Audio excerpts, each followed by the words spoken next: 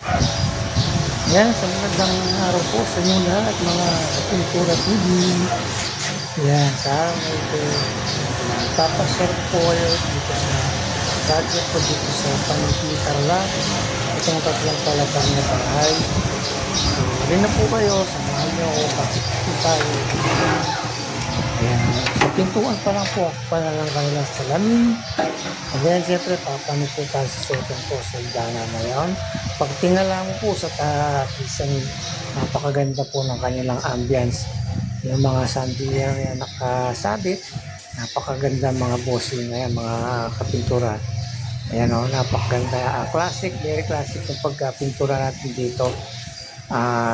Napakaganda tingnan. Ayan, tingnan niyo yung ating mga flooring.